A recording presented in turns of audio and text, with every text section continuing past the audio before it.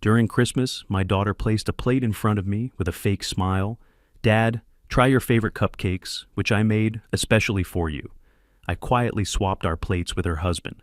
Exactly 15 minutes later, Before we continue, please subscribe to the channel and let us know where you are listening in the comments. Warren's voice came through the phone with practiced urgency. My son-in-law had perfected that tone over the past 3 years. "Dewey, we've got an emergency. The roof is leaking badly. Inspector says it could collapse. We need $15,000 by tomorrow." I sat at my desk in the modest apartment I'd moved to after letting them take the house, staring at my checkbook. "Another emergency, Warren? The last 2 loans. This is serious." He cut me off like I was wasting his time. "Do you want your daughter homeless?" 20 minutes later, I pulled up to 3650 Rum Row, my house. The one I'd designed myself 15 years ago, back when I thought I'd grow old there. Port Royal's palm trees swayed in the January wind, and I sat in the car for a moment, gathering myself. This was the 3rd check I'd written this year. January wasn't even over. I walked to the front door carrying the envelope. The check inside felt heavier than paper should. Warren answered, barely opening the door wide enough for me to enter. "Finally, we've been waiting all day." The living room stopped me cold. Brand new leather furniture dominated the space. Chocolate brown, the kind with USB ports built into the armrests. Price tags dangled from one sofa cushion. I recognized the numbers, $42,700. Behind it, mounted like a shrine, an 85-inch television glowed with some cooking show. My daughter Violet stood by the window, wearing a dress I'd seen in a magazine at the doctor's office last week.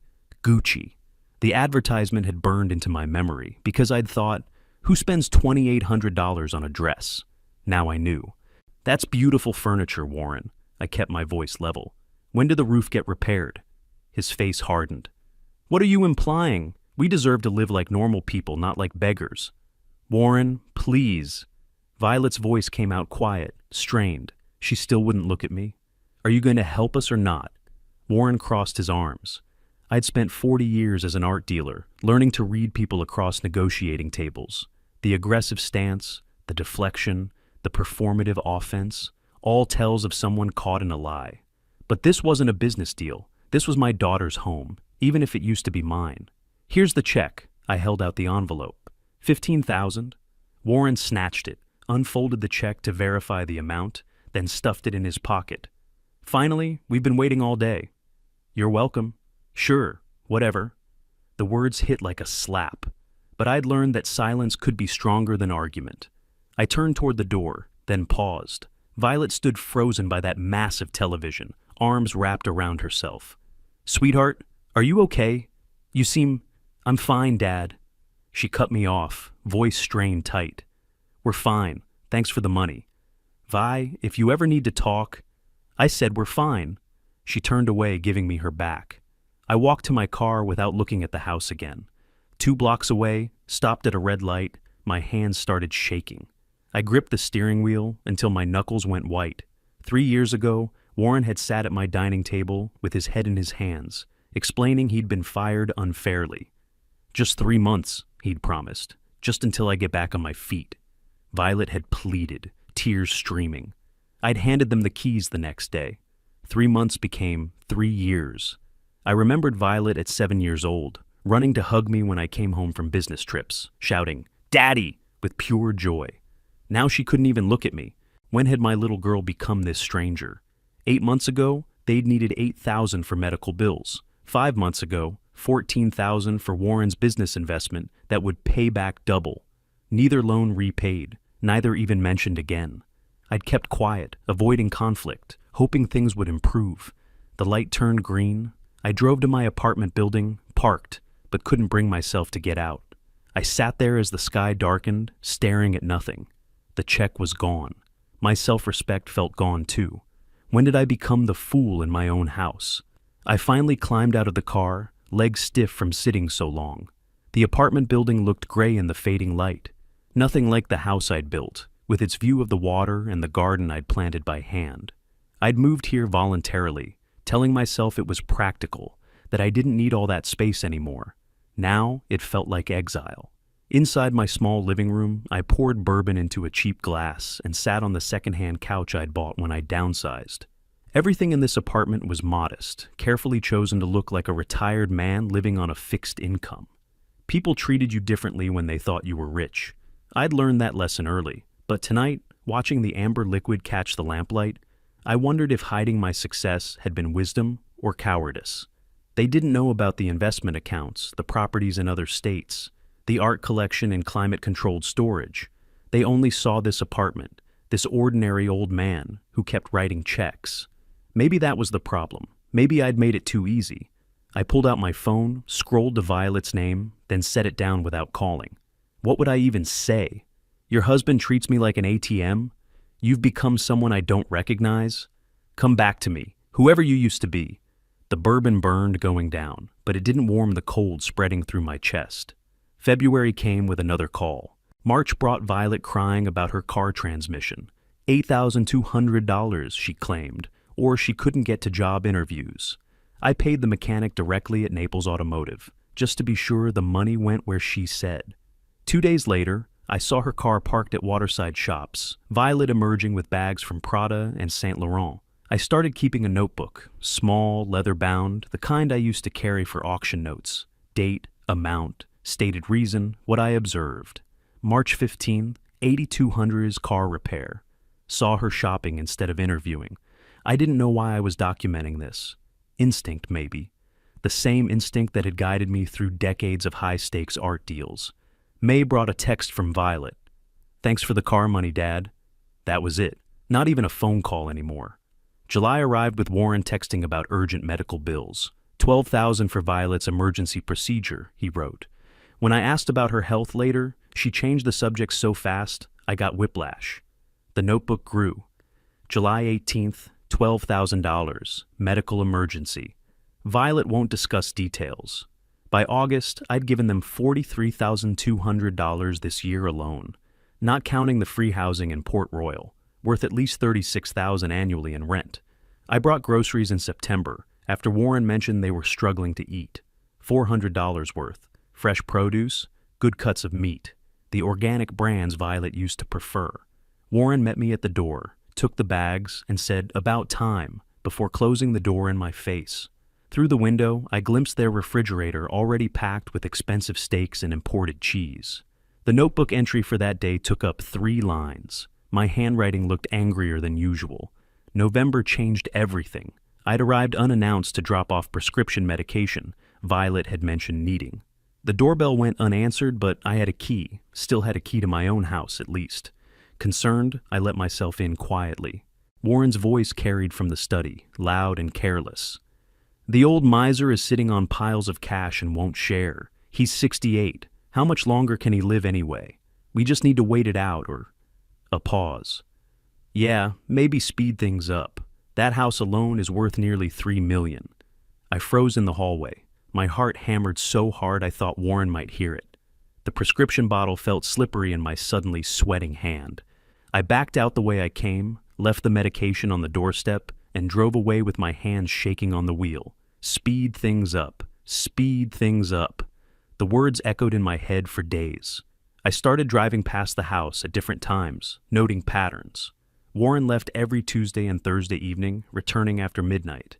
Expensive cars sometimes parked in the driveway. Whose?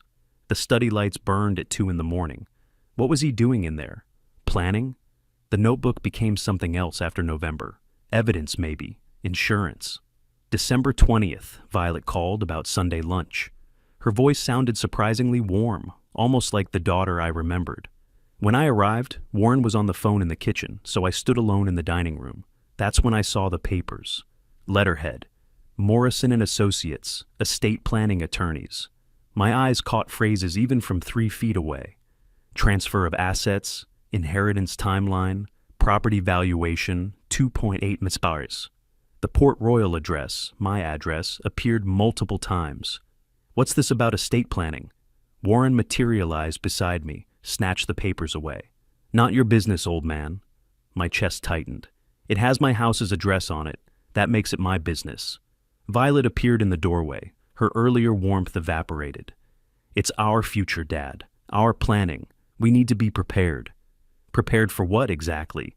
For when you're gone. Warren's smile didn't reach his eyes, which, let's face it, could be any day at your age. Warren, Violet snapped, but she didn't defend me. Just looked uncomfortable, like he'd said the quiet part too loud. I see, I kept my voice steady. Very responsible. In the bathroom, I locked the door and pulled out my phone. My hands shook so badly the first photo came out blurred. I took 3 more shots of the papers I'd glimpsed, praying they'd be readable later. Driving home, I couldn't stop replaying Warren's words. Any day at your age, speed things up. I remembered my father warning me once. When you make money, hide it. People treat you different when they think you're rich. Even family can turn. I'd thought he was being cynical. Now I realized he might have saved my life with that advice. They knew about the Port Royal house, but not the $8.5 million investments, the art collection, the properties in other states. If they knew the full extent, I didn't want to finish that thought. December 20th, I sat at my desk examining the photos on my phone. The notebook lay open.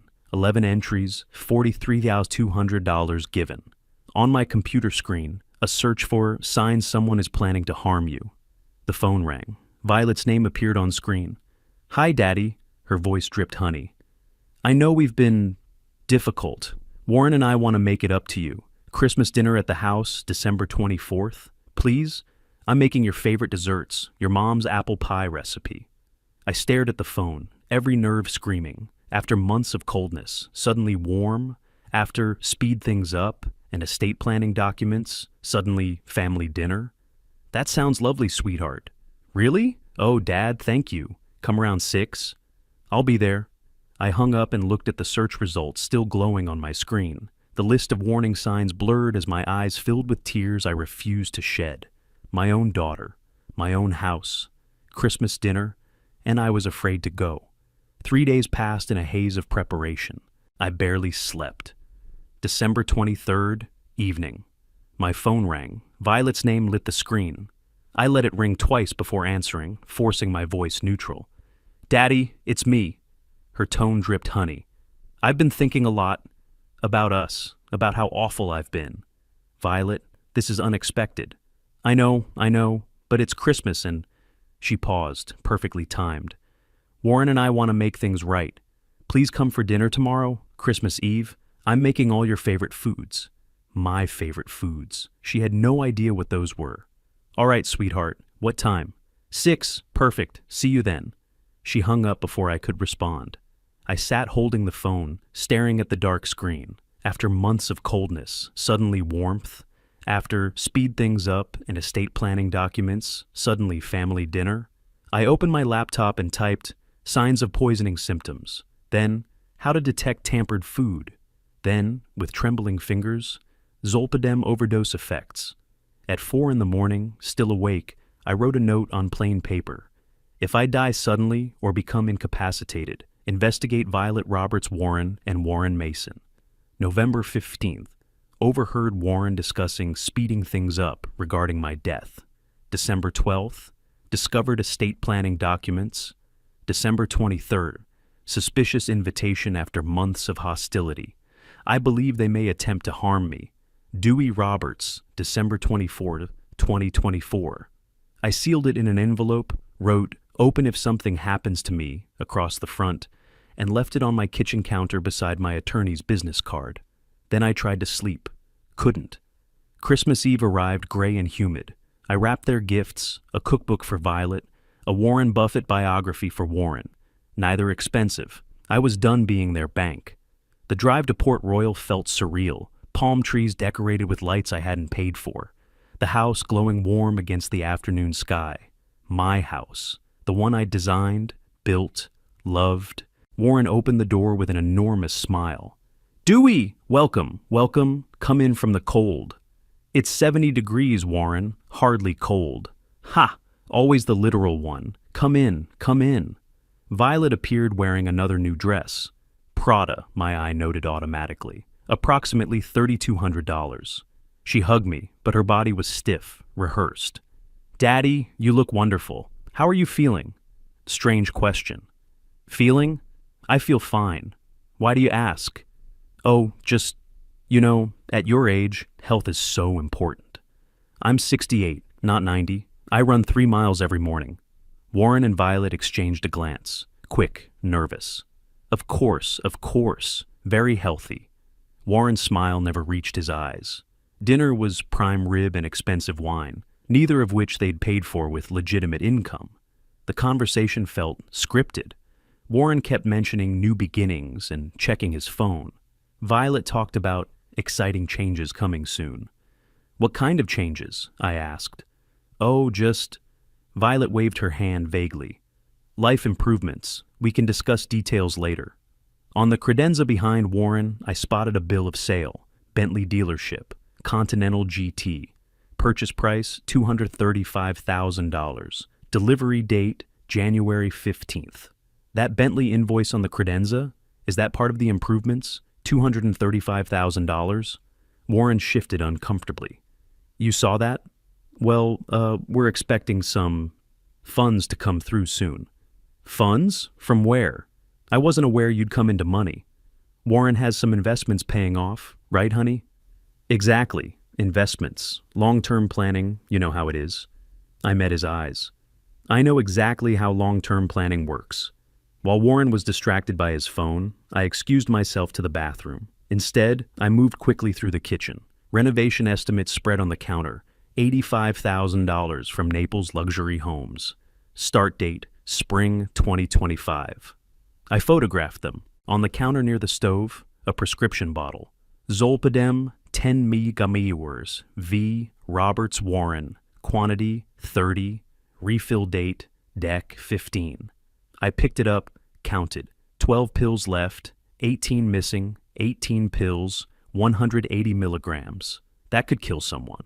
I photographed the bottle, my hands shaking so badly the first image blurred. I took 3 more, then returned to the dining room.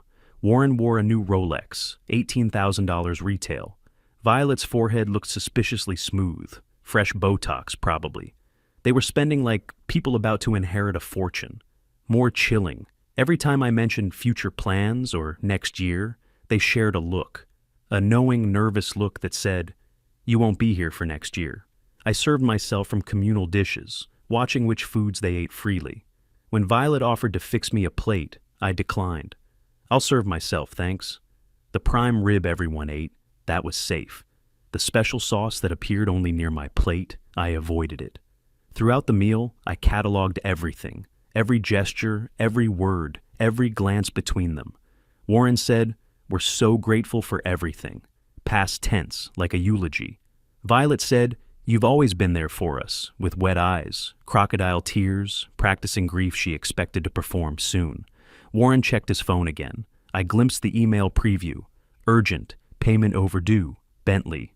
They'd already purchased a $250,000 car they couldn't afford. The timeline clicked into place. They needed money now, tonight or very soon after. "I'll get dessert." Violet stood abruptly, too bright, almost manic. Warren watched me with predatory focus, making idle chatter about how nice it is to be together as a family. I rested my hand near my phone, pulse pounding in my ears. This was it, the moment I'd been dreading. Violet disappeared into the kitchen. I heard the refrigerator open, dishes clinking. Warren smiled at me across the table, in my house, and said, "We're so glad you came tonight, Dewey. It means everything to us." His eyes said something else entirely.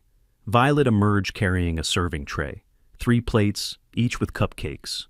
Her hands trembled slightly. She set a plate before me, 3 chocolate cupcakes, dark frosting, almost black in the dining room light. Then plates before herself and Warren, strawberry cupcakes, pink frosting, completely different.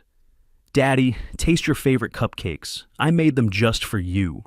Her voice was too bright, verging on hysteria. Warren's eyes locked onto my plate with laser intensity. I lifted my gaze to Violet's face. "Chocolate cupcakes. How thoughtful. Try them. Tell me what you think." Let me savor the moment. I didn't touch the plate. Warren couldn't wait. He grabbed one of his strawberry cupcakes, bit into it enthusiastically. "I'm not waiting. I'm starving. These look amazing, babe." "Warren, those are..." Violet stopped herself mid-sentence, face draining of color. He looked up, mouth full. "Are what?" Delicious? Yeah, they are. His phone buzzed. He pulled it out, frowning at the screen. Payment overdue flashed in the preview. He stood abruptly. I need to take this. 1 second. He walked toward the living room, phone pressed to his ear, arguing with someone about payment schedules. Violet stood too. I forgot the coffee. 1 second. She rushed back to the kitchen. 10 seconds. I had maybe 10 seconds. I moved. Decades of handling delicate art pieces, of precise movements in high-stakes situations. It all came down to this moment. Left hand lifts my plate of chocolate cupcakes. Right hand lifts Warren's plate of strawberry cupcakes. Cross switch in one fluid motion. Set both down in swapped positions. 4 seconds total. Warren returned, pocketing his phone. Creditors, always calling at the worst times. Violet appeared with coffee mugs, hands still shaking. She glanced at the plates, but both men had plates in front of them. She didn't notice the switch. I lifted one of the strawberry cupcakes, now on what appeared to be my plate, and made a show of examining it. These look wonderful, sweetheart. I took a small bite of just the cake portion, avoiding frosting. The taste was ordinary. I didn't swallow, discreetly disposing of it in my napkin when reaching for water. Warren sat down and immediately grabbed one of the chocolate cupcakes from his plate, the ones that had been mine 30 seconds ago. These are great, Vi. He bit into it enthusiastically. What's in these? They're rich. Violet went pale. Her eyes darted to the plates, confusion flashing across her face. Just chocolate? Regular chocolate? Her voice came out strangled. Warren finished the first cupcake and reached for a second. I'm having another. They're incredible. Warren, maybe you should... Should what? They're amazing. You outdid yourself. He bit into the second chocolate cupcake. I checked my watch. 8:14 p.m. The countdown began. I made small talk about the Christmas decorations, the weather, anything neutral. Violet barely responded, clutching her wine glass like a lifeline. Her eyes fixed on Warren as he enthusiastically finished his second chocolate cupcake and reached for the third. Warren, maybe that's enough dessert. I'm a grown man, Vi. I can eat 3 cupcakes. He finished the third one. There, all gone, happy. At 8:24 p.m., 10 minutes later, Warren's speech began to slur. I feel weird, really tired suddenly. He blinked slowly. Vi, did you put rum in these? No, no rum. Warren, are you okay? Just dizzy, room spinning. He tried to focus on his wine glass, missed it when reaching. Maybe you should sit down, I said calmly. I am sitting. Why is everything blurry? Violet stood, frantic. Warren, look at me. He tried. His eyes couldn't focus. Can't focus. Something's wrong. Really wrong. At 8:27 p.m., he struggled to form words. Need, help, can't. Perhaps you should ask your wife what she baked into those cupcakes, I said, voice cold. Warren tried to stand. His legs wouldn't support him. He grabbed the table edge, missed, and crashed backward. The chair hit the floor with him in it. Violet screamed. I pulled out my phone, dialed 911, and spoke with deliberate calm. I need an ambulance at 3650 Rum Row, Port Royal. My son-in-law collapsed during dinner. He's unresponsive, breathing shallow. Do something! Violet shrieked at me. Help him! I covered the phone's microphone. I am helping. I'm calling the professionals. Unless you prefer to explain to them what happened? Her face crumbled. Understanding dawned. The plates had switched. Her husband ate the poison meant for me. I didn't... This wasn't what, Violet? The 911 operator was asking questions. I answered methodically, establishing myself as the rational party. Mid-30s, male, unresponsive, breathing but shallow, no known medical conditions. We were just having dinner. While Violet knelt beside Warren's unconscious body, sobbing, I acted. I took the 2 remaining chocolate cupcakes from Warren's plate, wrapped them carefully in my cloth napkin, and slipped the bundle into my jacket pocket. Evidence. I photographed the scene with my phone. The plates, Warren on the floor, timestamp visible, 8:29 p.m. Then I stood over Warren's unconscious form and looked directly at Violet. What exactly did you put in those chocolate cupcakes? She looked up, mascara running. Nothing. I swear I just made cupcakes. Then why is Warren on the floor? Why are you shaking? Why did you insist I eat the chocolate ones specifically? I don't know what you're talking about. I gestured to the plates. Notice anything different about the plates, Violet? Her eyes widened, horror spreading across her face. You switched. I switched what? Plates of innocent cupcakes? Why would that matter unless one set was different? Oh my, she whispered it. What have we done? I think the better question is, what did you intend to do to me? Sirens approached. Red lights flashed through the windows. Paramedics burst through the door. I stepped back, giving them space.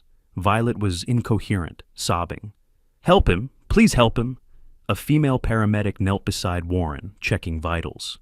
What did he consume? I answered with calculated precision. Homemade chocolate cupcakes, 3 of them, approximately 15 minutes ago. I pulled the wrapped cupcakes from my pocket. These are the remaining ones from the same batch. You'll want to test them. The paramedic's eyes narrowed. She understood something was very wrong here. They loaded Warren onto the gurney. His breathing was shallow, his face slack.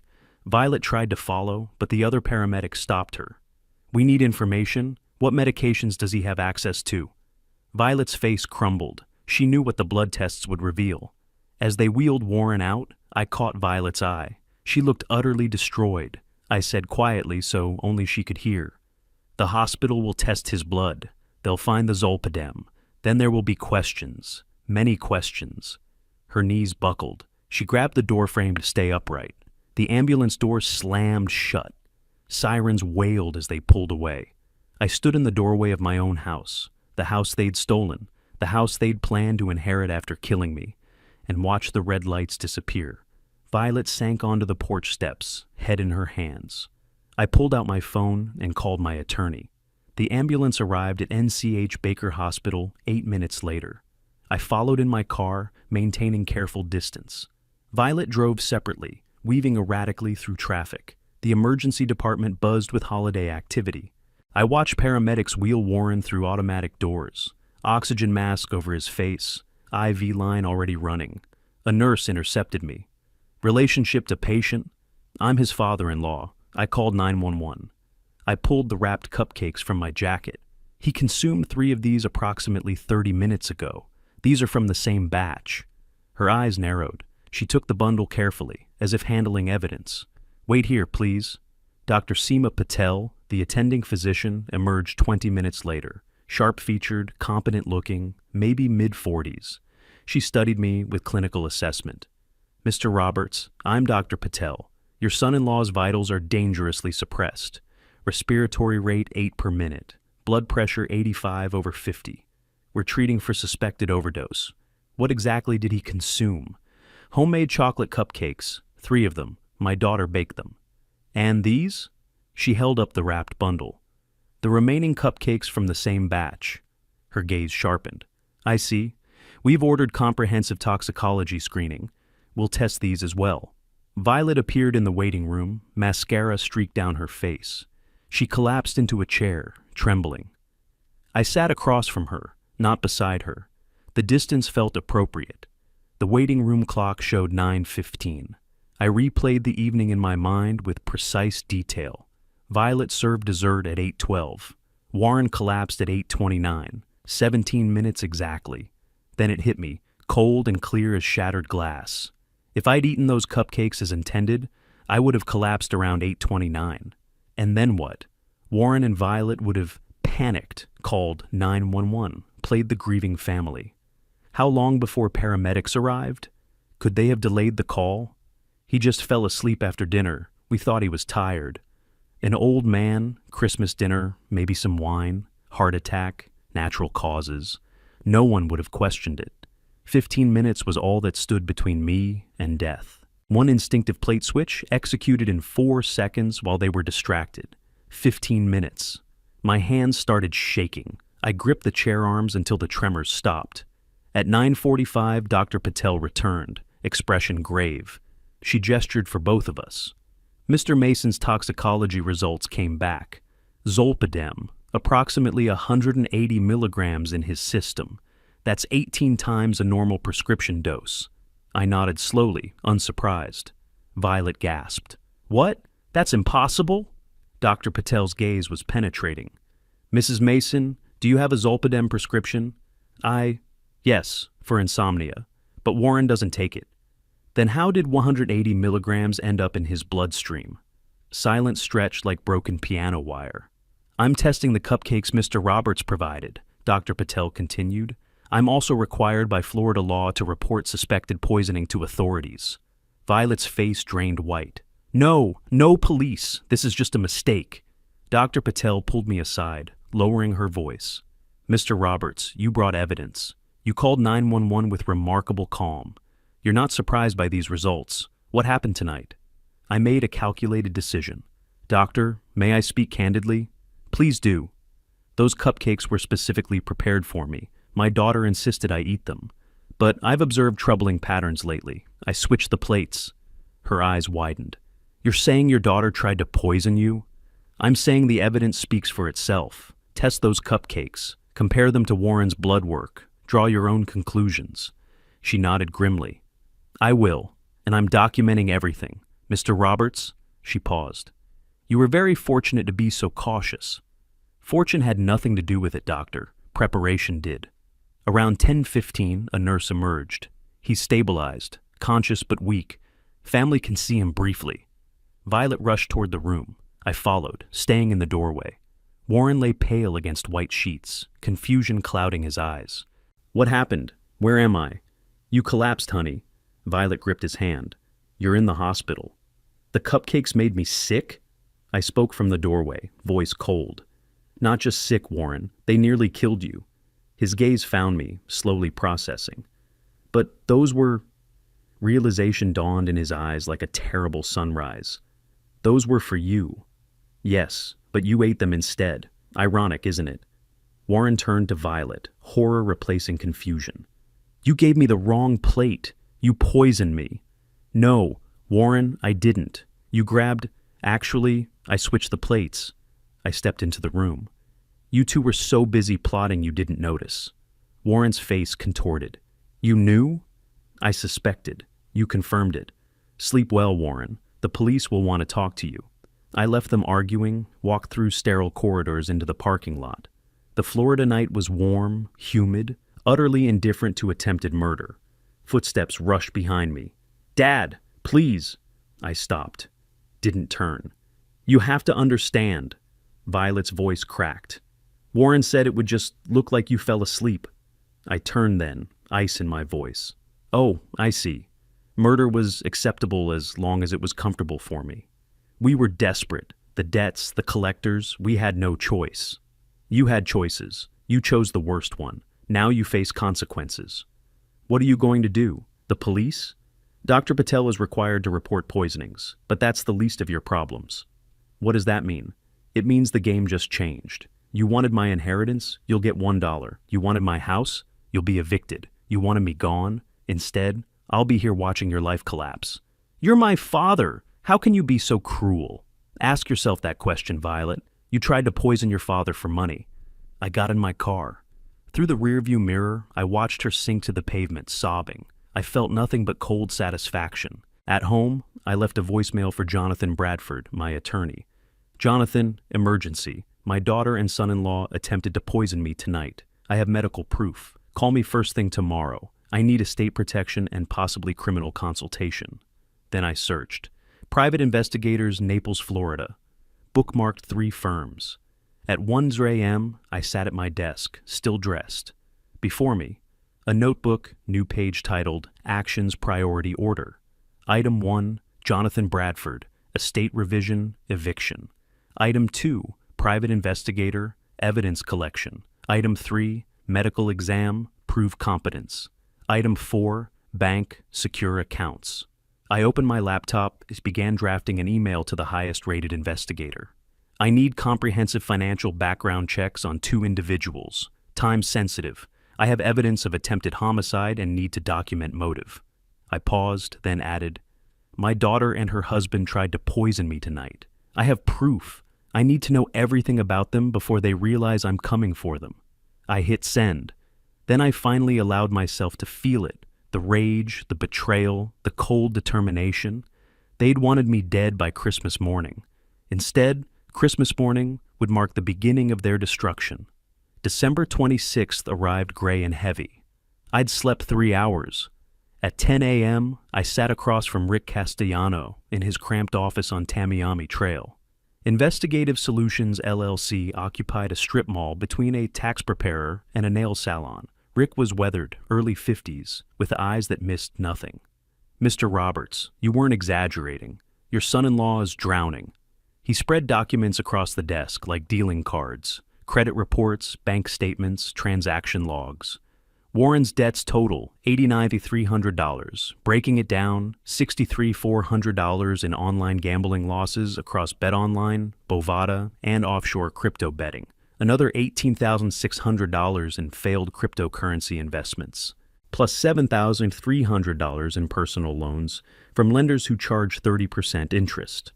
I studied the numbers with art dealer's precision.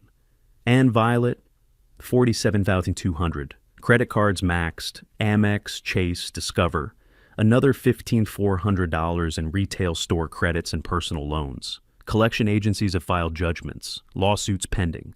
Total, $136,500 and climbing daily with interest. Rick pulled out another stack. But here's the smoking gun. Your daughter forgot to sign out of the iPad you gave her 3 years ago. Everything synced to iCloud. He showed me printed message exchanges. November through December, Warren and Violet plotting in black and white. November 18th. Warren, your dad is sitting on millions and gives us scraps. We need that house. Violet, I know, but he's my father. Warren, a father who lets his daughter suffer? Think about it. December 3rd. Warren, I found a solution. My buddy says Zolpidem in high doses looks natural for someone his age. Heart failure. Violet, I don't know if I can. Warren, you want collectors repossessing our car? This solves everything. December 15th. Violet, okay, Christmas dinner. One last family meal then? After. Warren, that's my girl. We'll be free by New Year's. I read each message twice. My jaw clenched, but my hands remained steady. I need 3 complete sets of everything, I said. One for me, one for my attorney, one in reserve, and I want ongoing surveillance. Any new debt, any assets they try to hide, I want weekly reports. 5,000 retainer for monthly surveillance? I wrote the check without hesitation. At Jonathan Bradford's office, silver-haired and precise, my attorney listened to the full story. Dewey, this is elder abuse and attempted murder. You should be talking to criminal attorneys and police. I want them punished, but I want control of how. First, protect my estate. He nodded. We'll revise your will immediately. They received $1 each. Proves you didn't forget them. Actively chose to disinherit. Everything else to the National Center on Elder Abuse Victims Fund. I'll also prepare eviction notice under Florida statutes, Section 83-6, 30 days. Do it. At 2 p.m. I texted Violet. We need to talk. You, Warren, me, Campiello Restaurant, 3 p.m. today. Come alone or I go directly to police with everything. 10 minutes later. Dad, please we can explain everything. I replied, 3 p.m., not negotiable. Campiello sits elegant on 5th Avenue South, all white tablecloths and soft lighting. I arrived early, requested a quiet corner, tipped the waiter $50 for privacy. 3 manila folders arranged on the table, each labeled Warren Financial, Violet Financial, Digital Evidence. They arrived at 3, both haggard. Warren moved slowly, still weak from the poisoning. They sat like defendants awaiting sentencing. I didn't waste time on pleasantries. Warren, you owe $89,300. Online gambling primarily. BetOnline records show $47,000 lost in 6 months. His face went gray. How did you... Violet, you owe $47,200. Credit cards maxed, collections filed. I opened the digital evidence folder. December 15th. Warren writes, Christmas dinner, we do it then. One last meal, play nice, then solve our problem permanently. This is out of context, Warren interrupted. You can't, I continued, voice ice. Violet responds, I'm scared. What if something goes wrong? Warren, nothing will go wrong. I researched the dosage. He'll fall asleep, won't wake up, natural causes at his age. Violet was sobbing now. Violet writes, what about guilt? Warren, what about poverty? Choose guilty and rich, or innocent and destroyed. You fabricated this. Warren's voice cracked. I slid my phone across the table, showing the screenshot. Your iCloud account, authenticated with metadata, timestamps, IP addresses. My investigator pulled everything before you could delete it. Violet stared at the screen in horror. You have all our messages? Every single one. Warren tried desperate justification. You don't understand the pressure. Collectors calling 20 times a day. So you decided to murder me? It wasn't murder. We just needed the inheritance sooner. You're 68. You've lived a full life. So I should die on your schedule to pay your gambling debts? Violet suddenly turned on Warren. You told me it was business investments. Day trading. It was day trading. Crypto is legitimate. I cut through their unraveling. Here's what's legitimate. Attempted homicide. Conspiracy to commit murder. Elder abuse. The police will love this evidence. Warren panicked.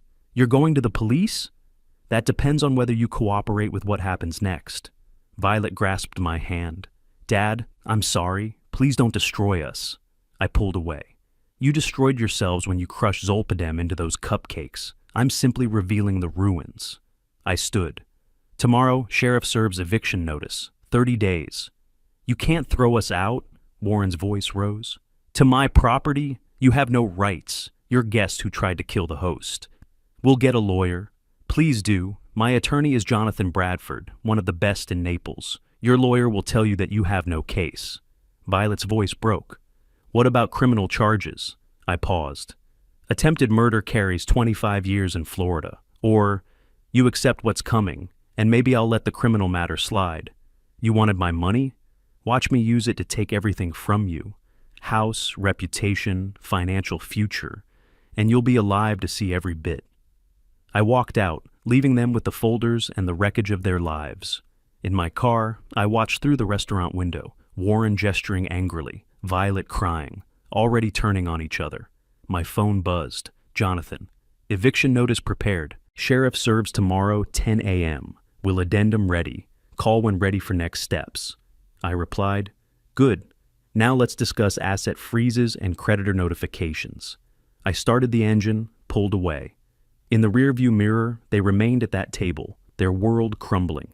I felt no guilt, only cold satisfaction. Justice had begun. January 3rd arrived cold and gray.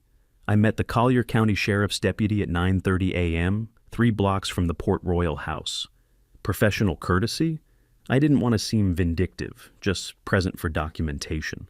We pulled up at 10 exactly. The deputy, a weathered man named Rodriguez, carried the official eviction notice in a manila folder. Warren answered the door, still looking weak. 2 weeks since the poisoning, and he hadn't recovered his color. Warren Mason? Deputy Rodriguez held up the document. I'm serving you with a 30-day notice to vacate under Florida statutes, section 83, 5CX. Warren's face cycled through confusion, comprehension, rage. This is my house. Sir, property records show Dewey Roberts holds the deed. You have 30 days to vacate. Any belongings remaining after that date become subject to removal. Violet appeared behind him, read over his shoulder, began crying. I stood on the sidewalk, 20 feet back, arms crossed. Warren glared at me. You'll regret this, old man. I already regret having you as family, I said quietly. The eviction is just correcting that mistake. We have rights. We'll fight this. Please do. Spend money you don't have on lawyers who can't win. Every dollar on legal fees is one less for your creditors. Deputy Rodriguez handed Warren the papers. Sir, I recommend you consult an attorney. Compliance is mandatory. I watched them read the notice through the doorway, their faces crumbling. Then I drove away. 2 days later, Jonathan called. We have a problem. Their attorney filed a counterclaim. Adverse possession and oral gift theory. Will it work? Not remotely, but it delays eviction 6 to 8 weeks while the court processes it. I considered this. Time costs them money they don't have. Let them delay. It accelerates their collapse. Jonathan laughed darkly. You're remarkably patient for someone they tried to murder. Patience is strategy. Rage is weakness. The next phase began immediately. Anonymous notifications to Warren's creditors. I sent documented evidence, medical reports, eviction proceedings, legal troubles, to Bet and Line, 3 credit card companies, the predatory lenders. The message was clear. Collect now or lose everything. Rick reported results within days. 23 collection calls yesterday alone. They're threatening wage garnishment, though Warren has no wages. Good. There's something else. They hired a PI, bottom-tier guy named Lou Mackey. He's been tailing you. I smiled. I know. I've made sure he only sees me being completely competent. I deliberately scheduled conspicuous activities. Medical checkup with Dr. Raymond Chen, clean bill of health, meeting with my Morgan Stanley advisor, demonstrating mental acuity, golf at Port Royal Club, social functioning. Their investigator would report back. Subject is sharp, healthy, socially active. Their incompetency strategy was dead before it started. Mid-January brought Warren to my apartment building, drunk and desperate. I watched through my doorbell camera as he pounded on my door. "Dewey, we need to talk," I called, building security before answering. "Warren, you're intoxicated and trespassing. Leave immediately or I'm calling police. You've destroyed our lives over a misunderstanding. You tried to poison me. That's not a misunderstanding." Security arrived, a solid guard named Marcus. "Sir, you need to leave this property." Warren turned on me, voice breaking. "This isn't over." "Yes, Warren, it is. You just don't realize it yet." Marcus escorted him out. I saved the video, sent it to Jonathan. Harassment documented. Proceed with restraining order. Late January, Jonathan called with an update. The court hearing is scheduled. February 28th, Judge Carol Simmons. She's no nonsense, won't tolerate frivolous claims. Then we prepare evidence so overwhelming she sanctions their attorney. Already working on it.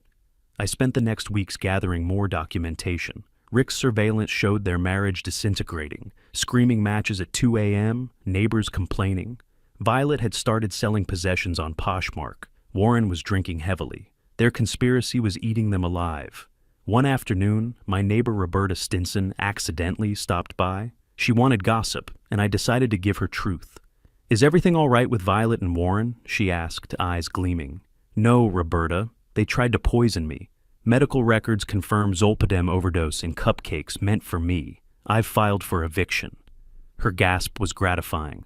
"Your own daughter?" "Yes. They have massive debts and wanted to inherit my house. It's a legal matter now." Within days, Port Royal knew everything. Invitations to Violet and Warren stopped. Former friends crossed streets to avoid them. Social destruction spreading organically. Late January, Jonathan called again. "Naples Daily News is covering elder abuse cases. Their reporter wants to interview you. It could be the final blow to their reputation." I considered this carefully. Public exposure would turn local scandal into permanent record. "When does she want to meet?" "Next week." I looked at my calendar, at the approaching court date, at the comprehensive evidence we'd assembled. Everything was falling into place. The game was almost over. February 28th arrived with surprising sunshine. Collier County Courthouse, Courtroom 4B. Judge Carol Simmons presided, stern, late 50s, reputation for zero tolerance of nonsense. James Drucker, Warren's attorney, stood to argue. "Your Honor, my clients have lived in this property for 3 years, making improvements." Judge Simmons cut him off. "Counselor, do you have any written documentation of an alleged gift?" "No, Your Honor, but their 3-year occupancy demonstrates they were guests. Mr. Bradford?" Jonathan stood, calm and prepared. He presented poster boards, professional, undeniable, timeline of occupancy, financial contributions, medical evidence. "Your Honor, property deed showing sole ownership since 1998. 3 years of tax payments by Mr. Roberts, utilities in his name, and this email from 2022, where Mr. Mason explicitly requests temporary housing assistance." Judge Simmons reviewed documents for exactly 2 minutes. "The counterclaim is frivolous. Eviction granted immediately. 7 days to vacate. Mr. Drucker, I'm sanctioning you $500 for wasting this court's time." Warren slumped. Violet sobbed quietly. I remained expressionless, but internally. This was justice. That afternoon, I met Michelle Torres at Naples Daily News offices. Sharp-eyed reporter, mid-30s, thoroughly researched. "Mr. Roberts, I've uncovered something interesting. You own 3 properties worth approximately $8.5 million. Your art collection was appraised at $3.2 million. You're quite wealthy." I smiled. I've lived modestly by choice. And your daughter didn't know. They knew I had assets, not the full extent. If they had, they might have tried harder to kill me. I decided transparency served me now. Publish the full story. Show how elder abuse happens even in wealthy families. My wealth doesn't make the crime less serious. It makes their greed more calculated. Michelle's article would run Sunday with headline, Port Royal resident survives, daughter's poisoning plot. A story of elder abuse and hidden wealth. March 7th, eviction day. Sheriff's deputies arrived at 9 a.m. I stood with Jonathan and Rick, documenting everything. Warren and Violet had packed minimally. Deputies systematically removed them and their possessions, placing everything on the curb. Violet begged, "Dad, please, one more week. You had 3 years. You tried to murder me. 0 more weeks." Warren carried boxes, glaring with pure hatred. "You're a vindictive old man." "No, Warren, you ruined yourselves. I simply refuse to be your victim." By 11, they were gone. I entered my house for the first time in months. Damaged walls, missing fixtures, vindictive destruction everywhere. I photographed it all. Evidence for the civil lawsuit. Sunday, March 9th. The Naples Daily News article ran. It was devastating. Every detail. Their $136,500 in debts, the Christmas poisoning plot, medical evidence, my hidden wealth, $11.7 million total. Their attempted inheritance theft. My quote, "They chose murder over honest conversation. They chose greed over family." Within hours, social media exploded. By Monday, everyone knew. Violet received a call from a potential employer. "We've reconsidered your application." Warren got evicted from his new apartment. Landlord read the article. They were now unhireable and unrentable. Mid-March brought their final collapse. I heard through Rick's surveillance, Warren blamed Violet. "Your father, your Cupcakes. I'm taking all the heat for your crime," Violet fought back. "You're the one with gambling debts. You manipulated me." They filed for legal separation, couldn't afford divorce yet. Violet moved to Fort Myers, staying with a distant cousin. Warren slept in his U-Haul truck in Walmart parking lots. The conspiracy that united them had destroyed everything.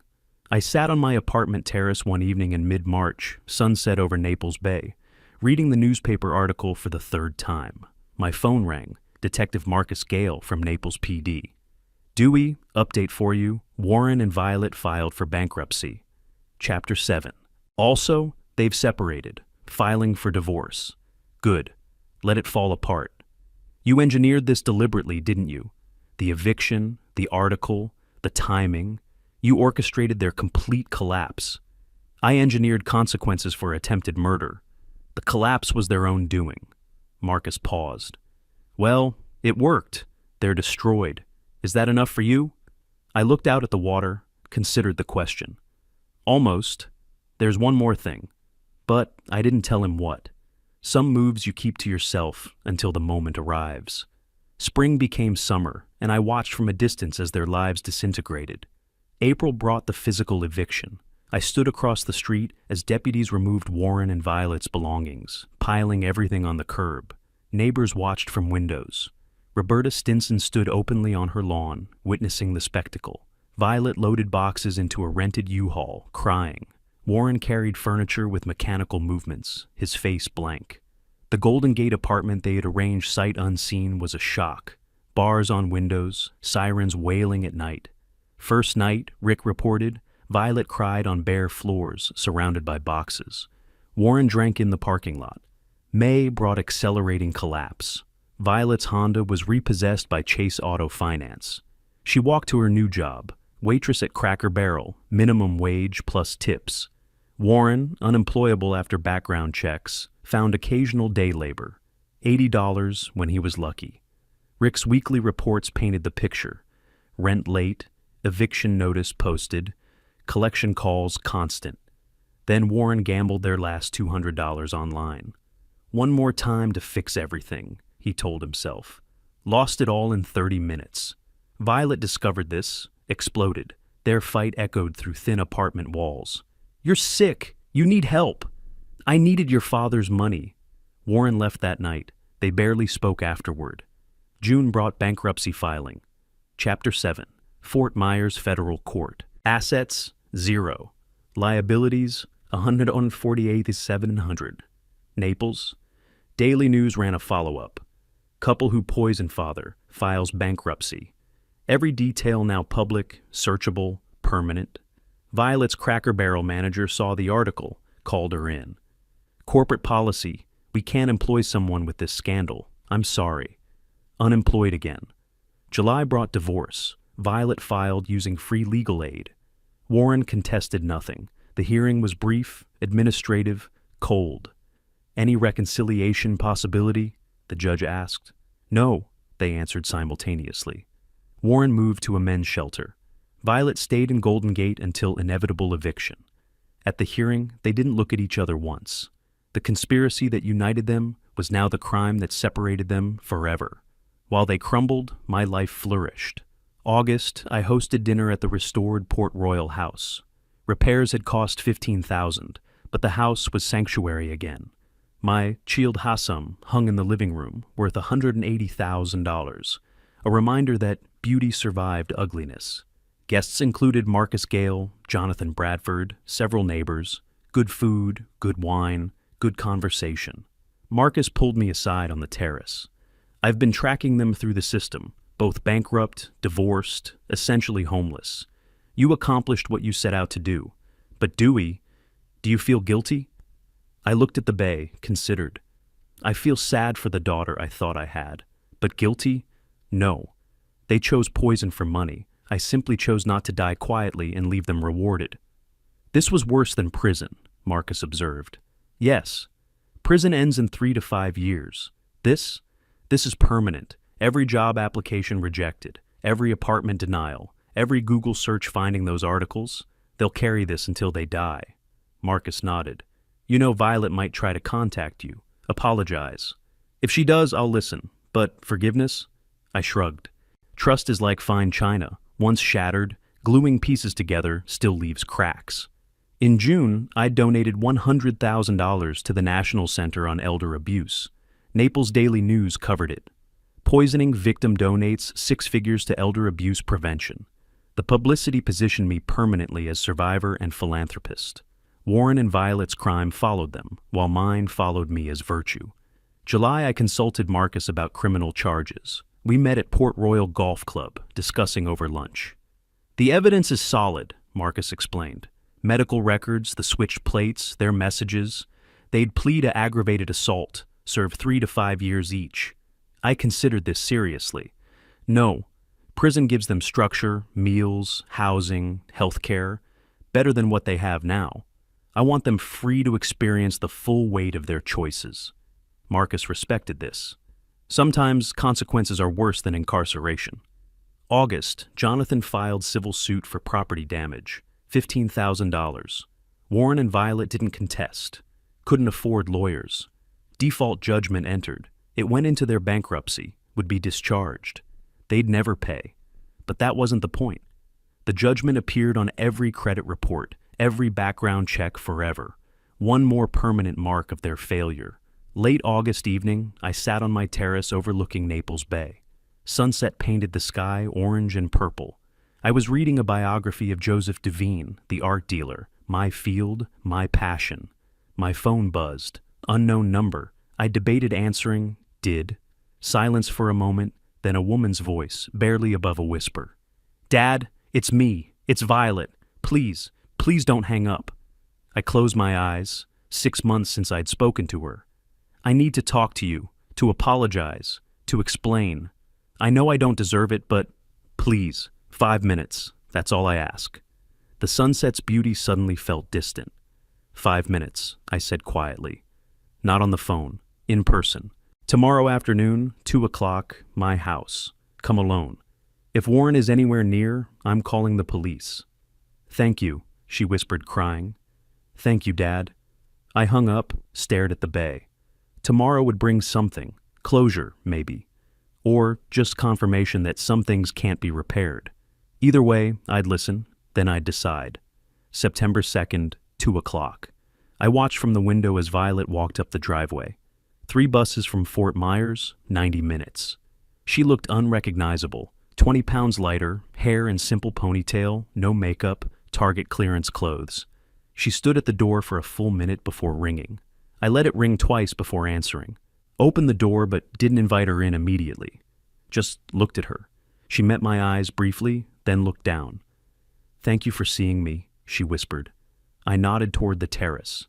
"Out there, I'm not bringing you inside." The house, where she'd tried to kill me, was forbidden territory. She understood, walked to the terrace.